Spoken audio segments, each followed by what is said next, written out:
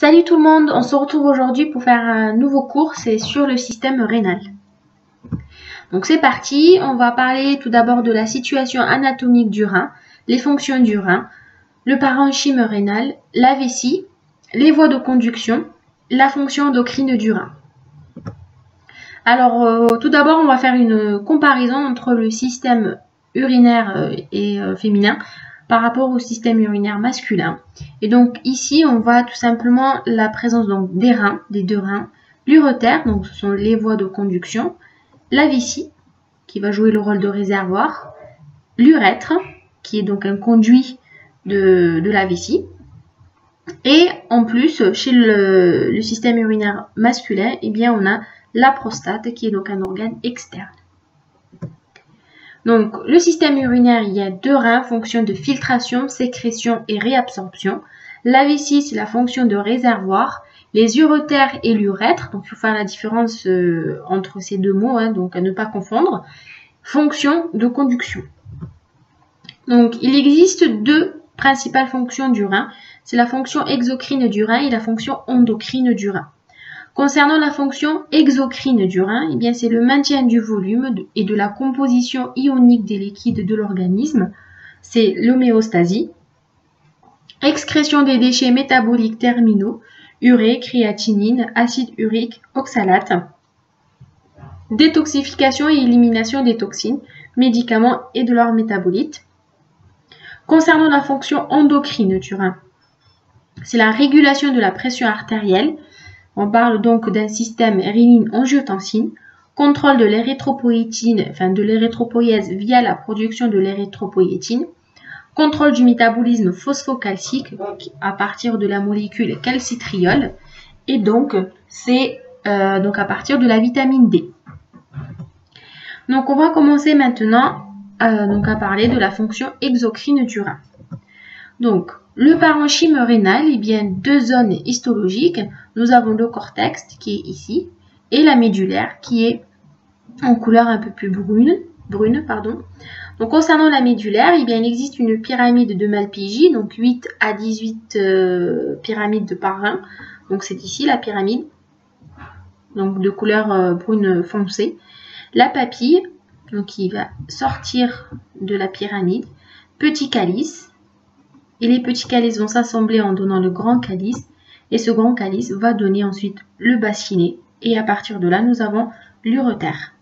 Et également, donc au niveau de la pyramide de Malpighi, ici, nous avons des irradiations médullaires. Concernant le cortex, eh bien, il existe donc la colonne de Bertin et le labyrinthe. Ici, la colonne de Bertin. Donc, un peu plus schématique pour vous expliquer, on va dire l'organisation rénale. Eh bien, comme tout à l'heure, nous avons le cortex et la médulla. Ici, nous avons la capsule fibreuse, la pyramide de Malpighi, les papilles rénales, la colonne de Bertin, les grands calices. Donc, chaque papille, donc petit calice, va donner le grand calice, puis le bassinet, et ensuite, le bassinet va donner l'urétère. Et bien sûr, donc on a la vascularisation rénale via l'artère rénale et la veine rénale. Donc le néphron, c'est l'unité fonctionnelle du rein qui se trouve ici. Donc voilà le néphron, donc un peu plus schématique et en détail.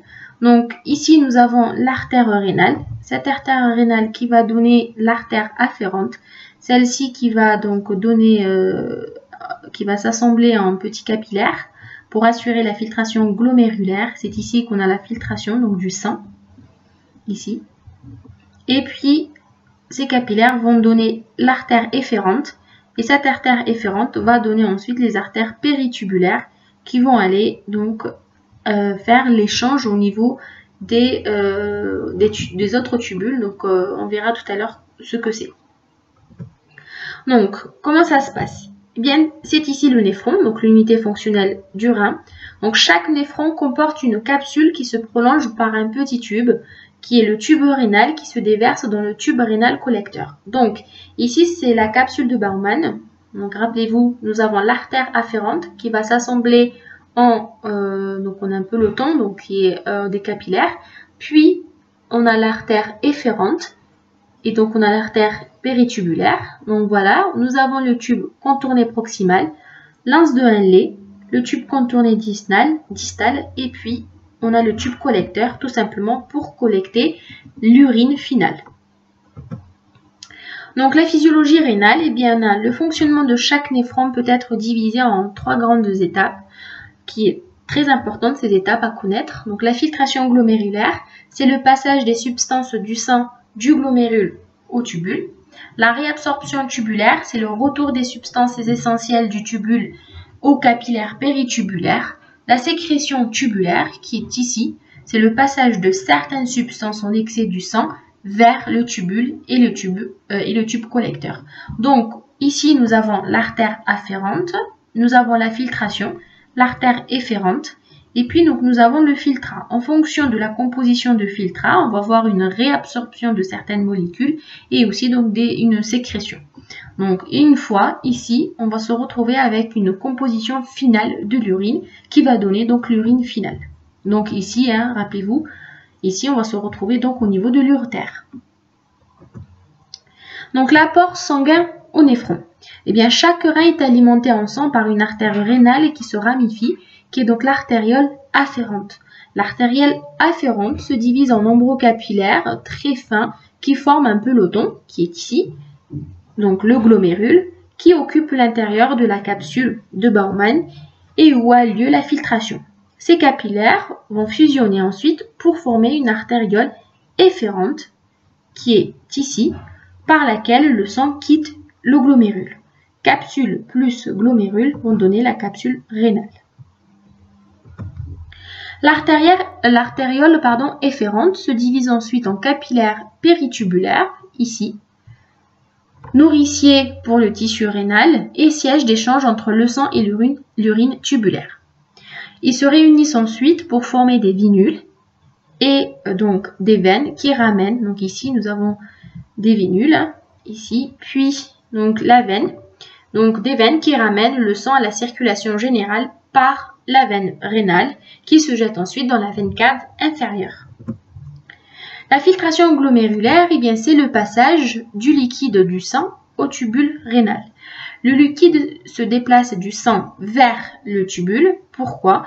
Bien car la pression du liquide dans les capillaires est plus élevée que la pression dans la capsule. Donc le liquide, il a tendance à aller vers la capsule. Donc c'est vraiment un gradient de pression. Donc le filtrat qui pénètre dans le tubule, ici, rénal, est formé de tous les éléments du sang à l'exception des éléments figurés et des protéines, puisque les protéines ne passent pas. Donc on ne retrouve pas de protéines dans l'urine, donc sauf les plus petites bien sûr. Il faut savoir que le taux de filtration glomérulaire est appelé également TFG, donc, est le volume du filtrat de l'ensemble des glomérules par unité de temps. Il est normalement de 120 ml par minute, ce qui signifie que 180 litres par jour sont filtrés par les reins qui excrètent en moyenne 1,5 litre d'urine par jour. Donc les tubules rénaux, donc voilà, c'est encore un rappel. Donc le tube contourné proximal, le tube contourné distal, le tube collecteur est appelé également canal collecteur ou le tube de Bellini. Et puis donc nous avons également le canal papillaire. Donc voilà, ici je ne vais pas détailler, mais en fonction justement de l'avancement de l'urine, eh bien l'organisation ou la composition de urinaire va changer, puisque ici nous nous retrouvons avec des pompes, donc Na+, H+, et donc aussi on a également la filtration ou plutôt la sécrétion de glucose, d'aminoacides, de phosphates, etc. Donc tubule contourné proximal, qu'est-ce qui se passe? Eh bien c'est la partie la plus active où se passe la plupart de la réabsorption. L'anse de Henle, qui est ici, c'est une partie de la réabsorption se fait à ce niveau. C'est le lieu de la formation de l'urine concentrée ou diluée. Le tubule contourné distal et le tubule rénal collecteur, c'est la réabsorption de l'eau et du sodium se fait seulement sous contrôle hormonal, donc via l'aldostérone et la vasopressie. Donc au résumé, bien voilà, vous avez compris. Donc ici nous avons l'artère rénale va donner l'artère afférente, le glomérule, ici l'artère efférente, qui va donc cheminer jusqu'à donner donc les artères, enfin les capillaires péritubulaires. Ici la filtration et ici donc en B c'est la réabsorption et en C donc la sécrétion. Et enfin l'urine. Donc ensuite on sort maintenant donc au niveau du rein, on a au niveau de la pyramide, nous avons les petits et les grands calices, le bassinet, les deux urotères, la vessie et l'urètre. Donc la vessie, eh bien la vessie est un organe musculaire creux dont la fonction est de recueillir l'urine produite par les reins et de la stocker entre les mictions. C'est un organe très extensible et élastique. Donc la vessie est tapissée sur sa surface externe par une paroi musculeuse qu'on appelle le détrusor et sa paroi interne qui est une muqueuse. Donc la forme de la vessie, donc de ce muscle, dépend de son état de réplétion. Quand elle est vide ou qu'elle contient peu d'urine, elle a une forme d'une pyramide. Et quand l'urine commence à s'accumuler, elle se dilate progressivement et prend la forme d'une poire. La capacité donc de la vessie, environ 350 à 500 ml. Donc comment progresse l'urine? Donc la première étape, eh bien, ça va dépendre du péristaltisme des urotères, permet donc la progression de l'urine et l'orifice vésical des urotères a le rôle également du valve anti-reflux, justement pour que l'urine ne remonte pas vers les reins. Deuxième étape, eh bien l'urine arrive dans la vessie. La distension de la vessie se fait par un phénomène passif, par l'écoulement constant. Puis donc on a le sphincter interne de la vessie est contrôlé par le système nerveux végétatif, donc contrôle involontaire, et le sphincter externe est contrôlé par le cortex cérébral, c'est le cortex volontaire.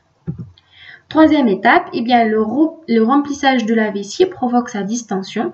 À partir de 300 ml, le besoin d'uriner se fait ressentir et le système parasympathique assure la miction. Et donc, c'est le résultat de la combinaison entre la contraction du muscle vésical, qui est donc le détrusor, et le relâchement du sphincter de l'urètre. Donc, en résumé, le cycle de la vessie est donc le suivant. Tout d'abord, nous avons la vessie qui se remplit progressivement. La vessie à moitié pleine, première manifestation du besoin d'uriner. Ensuite, on a la musculature, donc le détrusor ici, donc de la paroi vésicale du trusor. Le besoin d'uriner est volontairement contenu jusqu'à ce qu'une occasion se présente de vider la vessie. Et donc, au moment de cette occasion, eh bien, nous avons la vidange de la vessie, et ainsi de suite. Donc, les caractères généraux de l'urine, eh bien, l'urine, c'est une solution aqueuse contenant des substances minérales et organiques. Les propriétés physiques, eh bien, c'est de couleur jaune, plus ou moins foncée. Chez les personnes déshydratées, c'est une couleur très foncée. Donc pourquoi? Parce qu'elle est hyper concentrée. Un débit urinaire environ 1,5 litre par 24 heures chez l'adulte. Et bien sûr, c'est variant en fonction des apports et de l'importance des pertes extra-rénales, donc la transpiration, la respiration, l'eau d'estelle, etc. Donc en fonction de l'hydratation ou de la déshydratation, on va avoir des propriétés physiques qui vont changer. Le pH acide compris entre 5 et 6. Les propriétés chimiques, eh bien l'eau, c'est le constituant le plus important de l'urine. Nombreuses substances en solution dans l'urine, telles que les pigments, les constituants minéraux et organiques. Et normalement, donc chez les personnes, on va dire saines, donc on a des protéines dans l'urine inférieures à 0,15 g par 24 heures. Donc pas de protéines dans l'urine. Chez les personnes malades, on va avoir un passage de protéines. Et donc, si on dose et on va trouver donc des protéines, on détecte des protéines dans l'urine, et bien va donner, on va dire, un regard, une vision sur l'état du rein. Alors l'urètre, qui est le conduit externe, donc notamment chez l'homme, hein, donc l'urètre est un conduit unique qui part du col vésical et permet à l'urine d'être excrétée de l'organisme. L'urètre se termine par le méa urinaire localisé à l'extrémité du pénis chez l'homme et au milieu de la vulve chez la femme. Donc l'urètre féminin, c'est le conduit urinaire. L'urètre masculin, c'est le conduit urogénital. Bien sûr, c'est aussi le conduit des spermatozoïdes. Donc c'est pour ça, c'est urogénital. La paroi de l'urètre, féminin ou masculin, est formée histologiquement de 3 couches, une muqueuse, une musculeuse et une adventice. Donc maintenant, la fonction endocrine du rein, eh bien, ici, donc, nous avons l'arénine, l'érythropoïétine, la vitamine D et également les prostaglandines. On va parler justement de la première molécule. Donc, ces molécules, cette fonction endocrine est assurée ici au niveau donc, de l'appareil juxtaglomérulaire. Donc, rappelez-vous, ici, c'était l'artère afférente, ici l'artère efférente. Et à ce niveau-là, nous avons des cellules qui vont fabriquer justement, ou plutôt synthétiser, des protéines. Alors, on commence donc par l'arénine. Donc, le premier rôle, la première fonction très importante du rein, c'est le contrôle de la pression sanguine. C'est un complexe juxtaglomérulaire et système rénine-angiotensine-aldostérone. Alors, ces cellules juxtaglomérulaires plus les cellules de la macula densa donnent un complexe juxtaglomérulaire. Donc, c'est ici. Donc, hop là. Donc, voilà. Donc, nous avons des cellules juxtaglomérulaires. Et aussi, nous avons ici les cellules de la macula densa, du tubule contourné distal. Et ce sont ces cellules qui vont donner l'appareil juxtaglomérulaire. Donc, les cellules juxtaglomérulaires fonctionnent comme barorécepteurs, puisque rappelez-vous, on est en train de faire la pression, synthétisent l'hormone et enzyme l'arénine. L'arénine rejoint le flot sanguin où elle active la formation d'angiotensine 2 et à partir d'un précurseur plasmatique.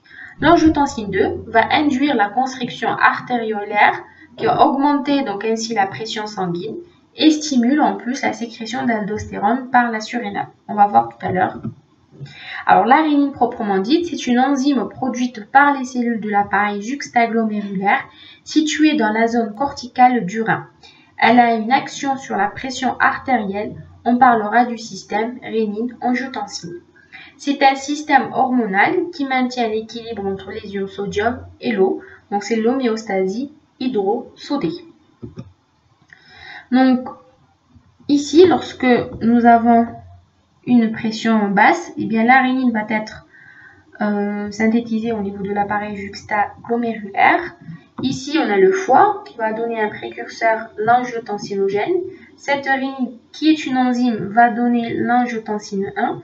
Via donc une enzyme de conversion va donner l'angiotensine 2 et cette angiotensine 2 va au niveau va donner ensuite l'aldostérone et l'angiotensine 2 va également jouer un rôle sur les artères donc par une fonction qui est la vasoconstriction, donc va entraîner une compression on va dire des artères et aussi une réabsorption de l'eau. Tout ça, l'objectif est de faire remonter la pression artérielle. Donc, si le volume plasmatique diminue, la pression sanguine diminue, et donc la sécrétion rénine augmente, et donc l'angiotensinogène 2 augmente, qui va également donner la synthèse d'aldostérone, et cette aldostérone va entraîner la réabsorption tubulaire de sodium, qui est donc natrémie, c'est-à-dire que la quantité de sodium dans le sang va augmenter, plutôt la concentration, donc ça s'appelle la natrémie, et par conséquent, si le sodium va aller dans le sang, donc il n'ira pas dans l'urine, donc on a l'excrétion urinaire de sodium qui va diminuer, et donc la pression artérielle augmente. Donc le rôle de l'angiotensine 2, elle a plusieurs cibles. Donc la première, elle va stimuler le système sympathique au niveau donc, du cœur pour augmenter la pression artérielle. Elle va également au niveau du rein réabsorption tubulaire de sodium, donc de NaCl, et donc va entraîner une rétention hydrique augmentée, donc la rétention hydrique et par conséquent augmenter la pression artérielle. Va stimuler la sécrétion d'aldostérone par les glandes surrénales et pareil, va augmenter la rétention sodée, donc la natrémie, et va au niveau des artères faire une vasoconstriction des artérioles. Pareil, le même rôle, une augmentation de la pression artérielle. Et aussi, on va jouer un rôle au niveau de la stimulation de la sécrétion de la vasopressine au niveau de l'hypophyse. Pourquoi? Parce que tout simplement, cette vasopressine, elle va jouer un rôle sur réabsorber l'eau. Et par conséquent, donc on a une rétention hydrique. Et comme on réabsorbe l'eau, donc on va augmenter la volémie. Et par conséquent, si on augmente la volémie, on va augmenter la pression artérielle. Voilà, merci beaucoup pour votre attention et n'hésitez pas à laisser des commentaires ou si vous n'avez pas compris quelque chose. Donc voilà, merci, à très bientôt.